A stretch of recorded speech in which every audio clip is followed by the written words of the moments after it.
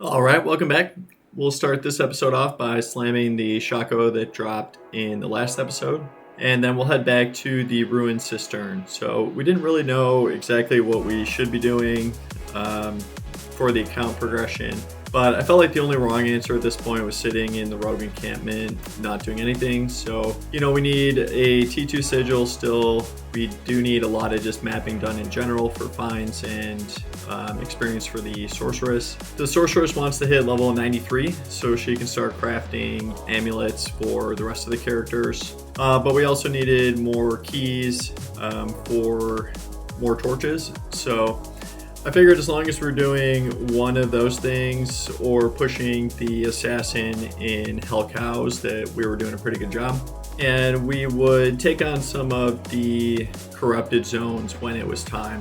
If it was a good corrupted zone, we'd probably do the corrupted zone. If it was a bad one we didn't want to go to, then we would do some key farming instead. Almost died there, and I went back to town to try to figure out what was wrong with my gear and resistances. And I just had the wrong swap on. So it's something as stupid as that, as easy as that can kill you. And this pack was especially difficult here. Fanaticism, extra strong stone skin.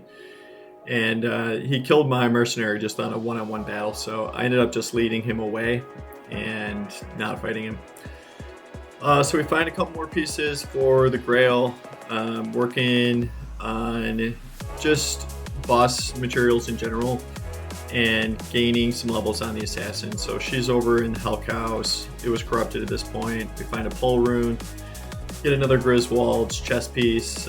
So we'll probably start slamming some of the class sets when we get there. But the cow levels, especially when they're corrupted, are really good, and you can gain experience probably up to like level 83 or so, 84 in normal, like non-corrupted Hell Cows, and then quite a bit higher in corrupted zones. They're just a little bit higher level.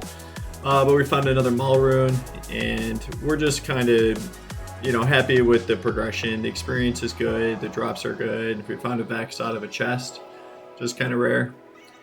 And then yeah, we're just killing these cows, gaining up to level 83 here, and this is where the experience is going to start falling off a little bit for non-corrupted cows, but we're just happy with how we're doing.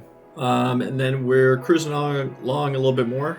We found a nice little Shadow Skills PDR helm and a Storm Guild, and then made our way back to the Blood Raven, just farming up the rest of the keys and making sure we have a full set for another torch run. At this point, I was really hoping that the assassin was going to take over the torch running, but even we got lucky again on a Curious Guardian, so we'll have to slam both of those soon too. Might end up having to have the Sorceress stay as our torch runner for now. So thanks for coming for this episode. We'll see you in the next one.